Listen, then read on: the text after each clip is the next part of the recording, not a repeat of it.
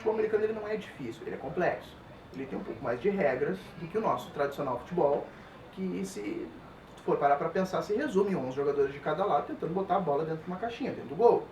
No futebol americano não é diferente, tem que chegar um de cada lado. Só que o que envolve isso e a forma com que envolve esse jogo que torna esse jogo um pouco mais complexo. No futebol são 17 regras, no futebol americano são 17 apostilas de interpretação.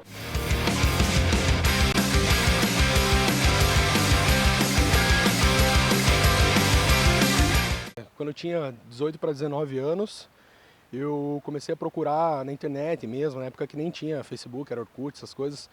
Comecei a procurar futebol americano, se tinha no Brasil alguma coisa assim, né? Porque eu sempre gostei de esporte com mais contato, assim. Nunca fui muito fã do próprio futebol mesmo. Então eu acabei achando, né, numa página do Orkut o time do Barigui Crocodiles, que hoje é o Curitiba Crocodiles, lá em Curitiba, né? Daí acabei achando, fui lá, fiz um treino, gostei e comecei a treinar. Depois de uns 3, 4 treinos, teve o primeiro jogo Full Pads no Brasil, onde eu já fazia parte da equipe, né? Acabei jogando esse jogo aí, foi uma experiência única, né? Apesar de se encontrar em pleno crescimento, o futebol americano ainda encontra diversos obstáculos no caminho da profissionalização. A questão cultural é a principal barreira. Aqui no Rio Grande do Sul, o cara quando começa a praticar futebol americano, geralmente é pelos 13, 14 anos que ele começa a notar o interesse. Principalmente com rede social, essas coisas eu acho que aumentou um pouco mais. Mas 13 anos e o pai ainda tem aquele receio. O futebol americano é pancadaria, é um homem pulando em cima do outro, meu filho vai para um treino e ele vai voltar todo quebrado. Eu não quero meu filho fazendo isso, eu quero meu filho jogando futebol. Mas ele também vai ter o risco. Ele vai tomar um carrinho e vai quebrar a perna. Só que o risco ali é um pouco menor, é claro. Então, a questão cultural, eu acho que é o principal fator. O cara nos Estados Unidos, ele começa a jogar futebol americano na escola. Aqui, consegue contar nos dedos quantas escolas no Brasil tem na sua disciplina de educação física algo relacionado ao futebol americano. Quando é muito superficial, assim, praticar então, nem pensar. A questão de visibilidade, né, ela é fundamental para que o apoio, tanto financeiro como com materiais, ele retorne. Então a visibilidade hoje é o maior empecilho. Algo que já está, claro, com certeza mudando, né? Porque a gente vem cada vez tendo mais visibilidade do esporte, né? A maior dificuldade são os adversários. São as outras pessoas que fazem o futebol americano acontecer, que reclamam demais, que não tratam o futebol americano como ele merece. Todo mundo fala que quer que o esporte cresça no nosso estado, mas não trabalha para isso de uma forma séria, profissional, como a gente está tentando trabalhar. A dificuldade de tu conseguir um patrocínio, por exemplo, os empresários hoje das grandes marcas são empresários muito antigos, são pessoas mais velhas. Tu não tem nenhuma grande empresa aqui no Rio Grande do Sul em que o empresário tenha 25, 30 anos. São pessoas mais velhas, são pessoas que ainda precisam ser convencidas de que o futebol americano não é pancadaria, não é um jogo parado, não é um monte de homem pulando em cima do outro, não é simplesmente um esporte de bruto, é um esporte de inteligência, é um esporte que usa tática, tu tem que mostrar ainda para essa pessoa, tu ainda precisa convencer ela de que ela não vai botar a marca dela só no futebol, ela pode apostar também no futebol americano, que ali tem 70, 60 pessoas que estão fazendo um trabalho.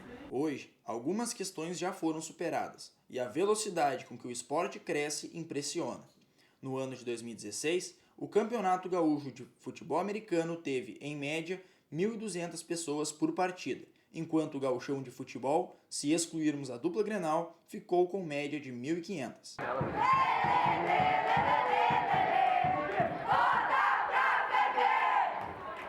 Naquela época não tinha treinador, não tinha coach, a gente aprendia lendo, traduzindo texto em inglês, vendo vídeo, buscando todo tipo de informação que a gente podia adquirir assim, sem ter alguém instruindo a gente. Obviamente, numa escala de 0 a 10, o pessoal daqui está engateando muito perto do que é o futebol americano lá dos Estados Unidos, mas o pessoal evoluiu muito em pouco tempo. Assim, 6 anos o campeonato foi decidido praticamente por VO.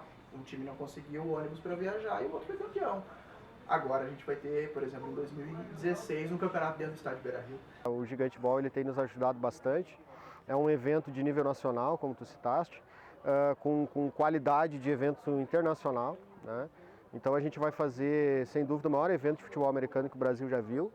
E isso vai trazer um retorno tanto em mídia como desde o marketing, né?